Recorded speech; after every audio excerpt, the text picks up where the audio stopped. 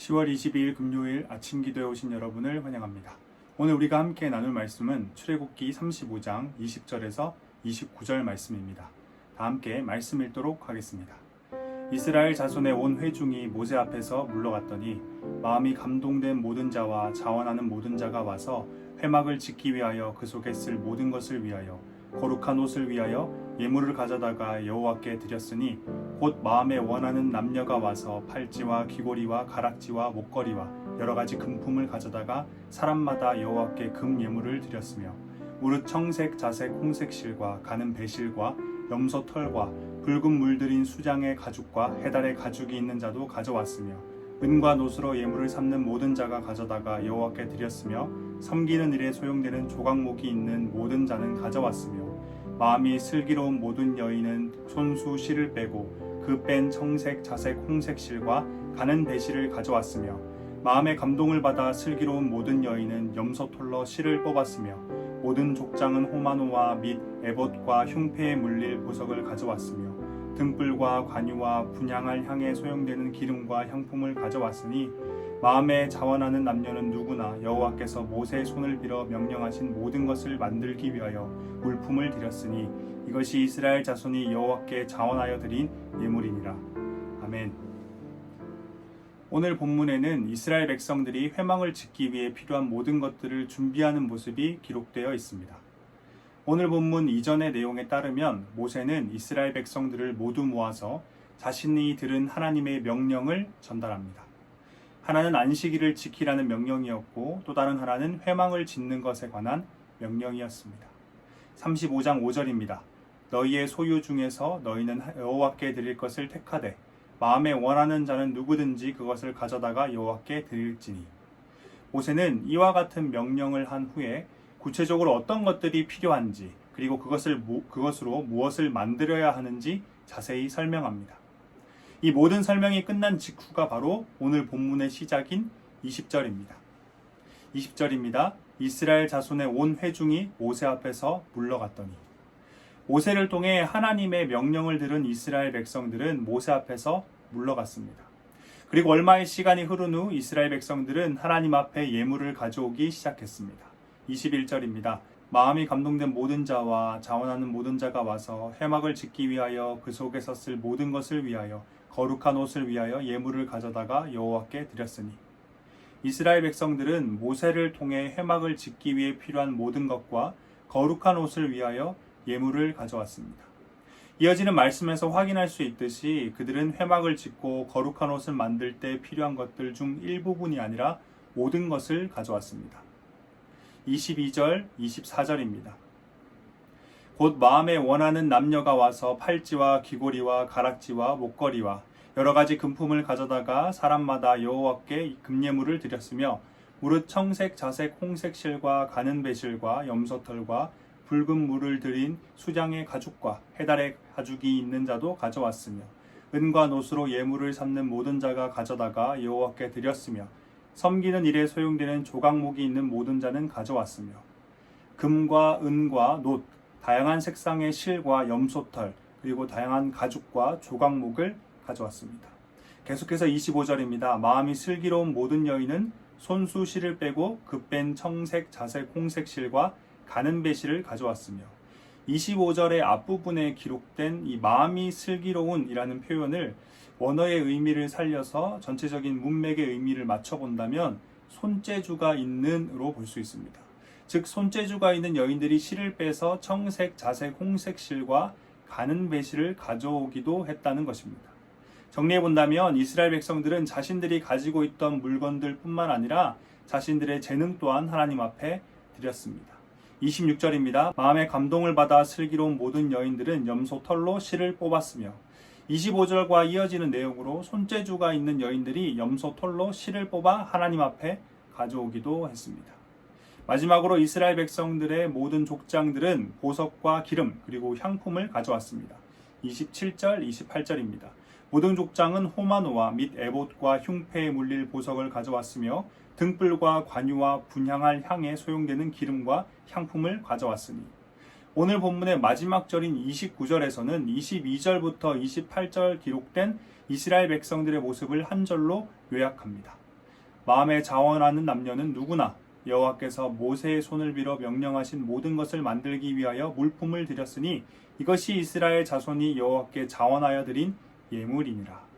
이스라엘 백성들이 하나님 앞에 드린 것들은 하나님께서 이스라엘 백성들에게 명령하신 모든 것들을 만들기에 충분했습니다.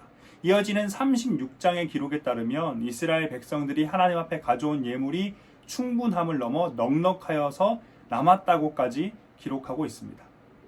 우리는 본문 말씀을 통해서 하나님께서 이스라엘 백성들에게 그리고 우리에게 원하시는 것이 무엇인지 알 수 있습니다. 말씀을 묵상하다 보면 자연스럽게 이스라엘 백성들이 하나님 앞에 가져왔던 물건들의 시선이 가게 되는데요. 금팔찌, 금귀고리, 금가락지, 금목걸이, 기타 여러 금품, 청색, 자색, 홍색실, 가늠배실, 염소털, 붉은 물들인 수장의 가죽, 해달의 가죽, 은과 놋, 조각목, 각종 보석과 기름과 향품까지. 그렇다 보니 우리는 또 자연스럽게 하나님께서 우리에게 원하시는 것이 바로 우리가 가지고 있는 것들이다 라고 생각하게 됩니다. 그런데 오늘 본문을 다시 한번 살펴보면 하나님께서 진정으로 원하시는 것은 따로 있다는 것을 알 수 있습니다. 하나님께서 명령하신 회막을 만들기 위해 필요한 것을 가져오라는 모세의 명령 이후부터 계속해서 반복되는 단어가 있습니다. 그것은 바로 마음입니다. 처음 모세의 명령이 기록된 5절에서도 마음이 등장합니다. 너희의 소유 중에서 너희는 여호와께 드릴 것을 택하되 마음에 원하는 자는 누구든지 그것을 가져다가 여호와께 드릴지니. 오늘 본문의 21절입니다. 마음이 감동된 모든 자와 자원하는 모든 자가. 22절입니다. 곧 마음에 원하는 남녀가 와서. 26절입니다. 마음의 감동을 받아. 마지막 29절입니다. 마음에 자원하는 남녀는 누구나. 오늘 본문 속에서 이스라엘 백성들이 하나님 앞에 수많은 것들을 가져왔지만 그들이 결국 하나님 앞에 드렸던 것은 그들의 마음이었습니다. 다시 말해 하나님께서 이스라엘 백성들에게 받길 원하셨던 것은 그들이 가지고 있던 금과 은과 놋, 보석과 기름과 향품, 염소의 털과 가죽, 조각목과 같은 것들이 아니라 하나님을 향한 이스라엘 백성들의 마음이었습니다. 만약 하나님께서 원하셨던 것이 이스라엘 백성들이 가지고 있었던 것들이고 그것을 통해 회막을 짓고 거룩한 옷을 만들길 원하셨다면 하나님께서는 애굽에서 나올 때 미리 그것을 다 정리해 두셨을 것입니다. 우리가 이미 잘 알듯이 지금 이스라엘 백성들이 하나님 앞에 가지고 온 물건들 중 대부분은 애굽에서 나올 때 하나님의 뜻에 따라 그들이 취했던 것입니다. 출애굽기 3장 21절 22절입니다. 내가 애굽 사람으로 이 백성에게 은혜를 입히게 할지라 너희가 나갈 때 빈손으로 가지 아니하리니 여인들은 모두 그 이웃 사람과 및 자기 집에 거류하는 여인에게 은폐물과 금폐물과 의복을 구하여 너희의 자녀를 꾸미라. 너희는 애굽 사람들의 물품을 취하리라. 만약 하나님께서 앞서 말씀드린 것처럼 이스라엘 백성들에게 그들이 애굽 사람들에게 받은 물품을 받길 원하셨다면 하나님께서는 출애굽하시면서 모세를 통해 지금 받은 물품들은 나중에 회막과 거룩한 옷을 만들 때 써야 할 재료니 잘 구별해서 보관해 두라고 말씀하셨을 것입니다. 하지만 하나님께서는 그러지 않으셨습니다. 이스라엘 백성들에게 애굽에서 받은 물품들로 그들의 자녀를 꾸미라. 다시 말해 그것을 취하고 사용하라. 소유하라라고 말씀하셨습니다. 정리해 본다면 지금 하나님께서는 애굽에서 나올 때 이스라엘 백성들에게 주셨던 것들을 다시 달라고 하고 계신 것입니다. 전지하신 하나님께서는 성막을 만들 때 그것을 재료로 삼으실 것을 이미 계획하셨고 그래서 알고 계셨을 텐데 그럼에도 불구하고 굳이 이스라엘 백성들에게 주셨다가 다시 하나님 앞에 가져오라고 말씀하고 계신 겁니다. 여기서 우리는 하나님께서 이스라엘 백성들에게 원하시는 것이 그들이 가지고 있던 물질이 아니라 그들의 마음이었다는 것을 알 수 있습니다. 오늘 본문에서 우리의 눈을 사로잡는 값비싼 물품들은 이스라엘 백성들이 마음이 없이는 결코 하나님 앞으로 가져올 수 없는 것들이었습니다. 그래서 그들이 하나님 앞에 명령하신 물품들을 넘치도록 가져왔다라는 이 기록은 그들의 마음이 온전히 하나님께 드려졌음을 의미합니다. 그렇다면 하나님께서는 왜 이스라엘 백성들의 마음을 원하셨던 것일까요? 그것은 이스라엘 백성들과 진정으로 함께하길 원하셨기 때문입니다. 표면적인 관계가 아니라 깊고 친밀한 관계, 진짜 인격적인 관계를 맺길 원하셨기 때문입니다. 지금 하나님께서 이스라엘 백성들의 마음을 원하시는 시점은 다름 아닌 회막을 만드는 때였습니다. 다시 말해 하나님께서 이스라엘 백성과 함께하겠다 말씀하신 때였습니다. 그러한 때에 하나님께서는 이스라엘 백성들에게 그들의 마음을 요청하셨고 그것을 통해 이스라엘 백성들과 함께 하시기 위한 준비를 하셨던 것입니다. 성경은 곳곳에서 하나님께서 하나님의 백성들의 마음을 원하신다고 말씀하십니다. 잠언 23장 26절입니다. 내 아들아 내 마음을 내게 주며 내 눈으로 내 길을 즐거워할지어다. 이사야 29장 13절 주께서 이르시되 이 백성이 입으로는 나를 가까이 하며 입술로는 나를 공경하나 그들의 마음은 내게서 멀리 떠나나니 그들이 나를 경외함은 사람의 계명으로 가르침을 받았을 뿐이라. 마태복음 15장 8절 이 백성이 입술로는 나를 공경하되 마음은 내게서 멀도다.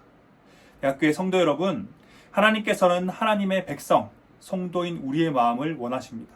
그래서 우리와 함께 하길, 우리와 친밀한 관계를 맺길 바라십니다.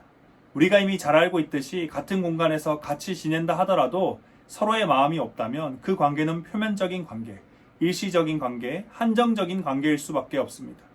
이런 관계는 흡사 드라마나 영화에서 남자 주인공과 여자 주인공이 연인이 되고 부부가 되어 세상 그 누구보다 간절한 사랑, 아름다운 사랑을 하지만 드라마가 끝나고 영화가 끝나면 다시 남남이 되는 모습과 같습니다. 마음이 없기 때문입니다. 하나님께서는 자신과의 관계 속에서 마음이 없는 것에 대해 경고하십니다.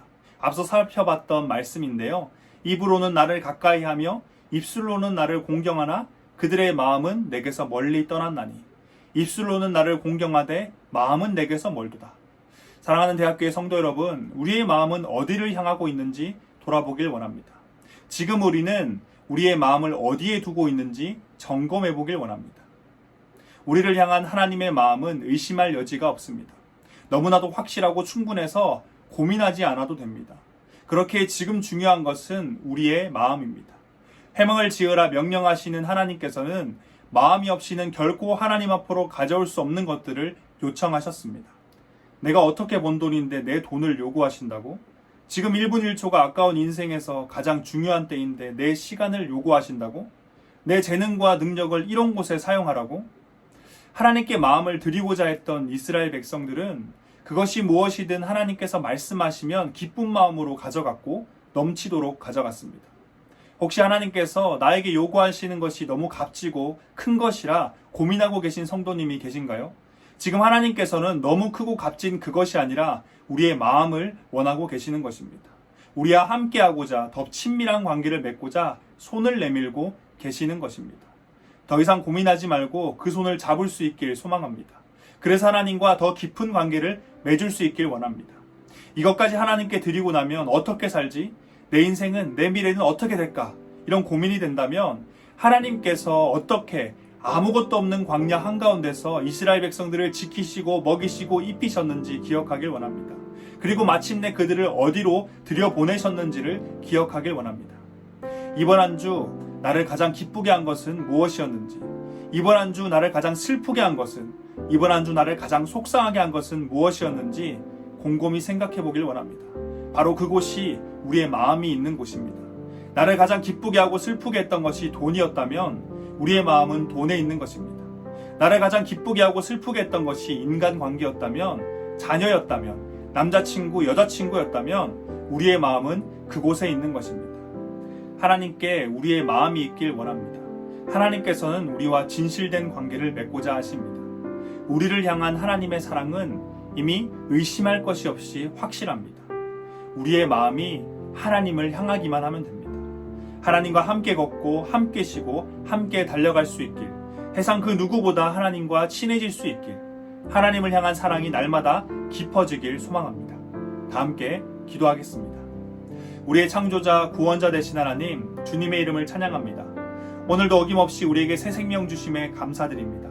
사랑하는 하나님, 우리의 마음이 하나님께 있길 원합니다. 세상에는 우리의 마음을 빼앗으려는 수많은 것들이 있지만 하나님께 우리의 마음을 두길 간절히 소망합니다.